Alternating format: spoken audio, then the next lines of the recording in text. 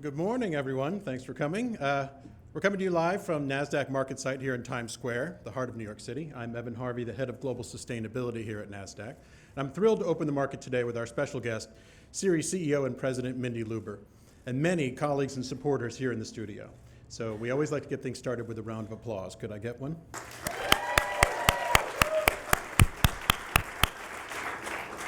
Ceres is a highly respected and influential business advocacy group working with investors and companies on the most daunting sustainability challenges, including climate change, water scarcity, and the preservation of human rights.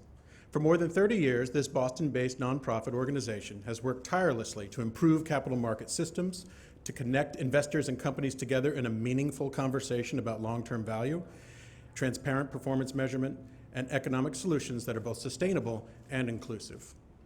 Ceres leverages both passion and persistence. I've seen this firsthand, bringing groundbreaking research and new tools into high-level engagements, making the business case for our transition to a low-carbon economy. As recent evidence suggests, the IPCC report globally, the fourth national climate assessment here in the US, we need that passion and that persistence, but we also need real action. In a time when some are disingenuously questioning science or pushing back on climate commitments or falling short of their Paris Agreement promises, Ceres is leaning in. The Ceres work on climate, carbon asset risks, water stewardship, and deforestation is essential. And its work with partners around the world on the Climate Action 100+ initiative is making meaningful repairs in the most vulnerable parts of our market. Several years ago, Ceres brought this message directly to Nasdaq, to our building downtown, via its investor network on climate risk and sustainability. And in many ways, that meeting ignited our imagination and our engagement on environmental, social, and governance issues. They recognized early on the reach and the responsibility of exchanges in ESG reporting, market efficiency, and improving the investor-company dialogue. I don't know if Nasdaq specifically or exchanges around the world would have come so far or done quite so much if that meeting had not occurred. I'm also not entirely sure I would have this job, so my enthusiasm today is genuine. Mindy Lubber has had a long and influential career in the space, not only at Ceres, but also at the U.S. Environmental Protection Agency, Green Century Capital Management, and the Mass Public Interest Research Group. Her awards and accolades are many: honors from the United Nations, American University Center for Environmental Policy, Foundation for Social Change, and she is also an official Vogue magazine climate warrior, probably a first here at our podium. I'm very pleased to invite Mindy up to the podium to deliver her remarks.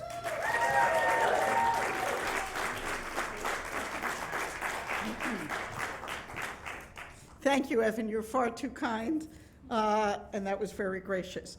I'm delighted to be here in the heart of economic decision-making. Economic decision-making has to drive where we go. As Evan noted, at Ceres, we work to drive sustainability into the global economy. What that means an economy that doesn't collapse due to the impacts of climate change, water scarcity, and pollution.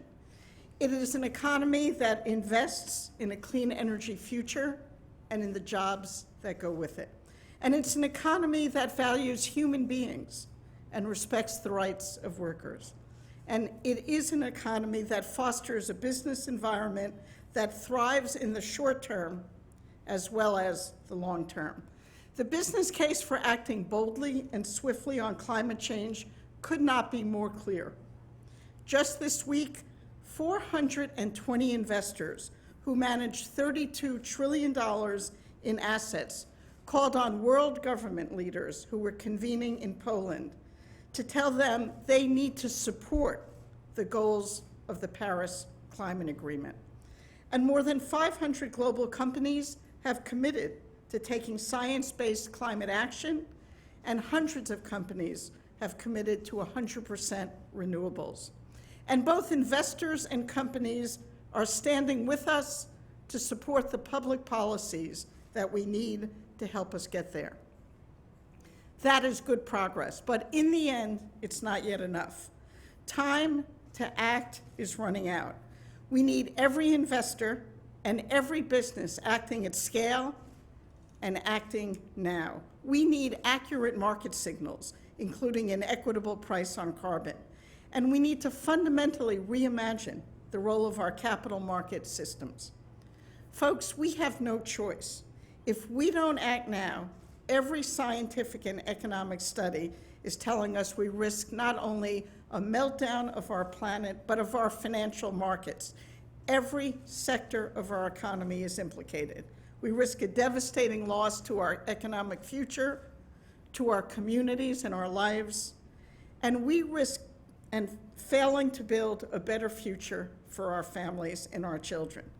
We have heard this before, but let me say it again. We are the first generation to feel the impacts of climate change, and we are the last generation who could do something about it. Let us come together and do something about it.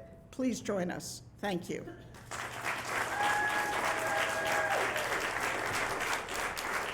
Mindy, on behalf of Nasdaq, for all the work that you do and for opening the bell this morning, I wanted to present you with this Nasdaq crystal. Wonderful.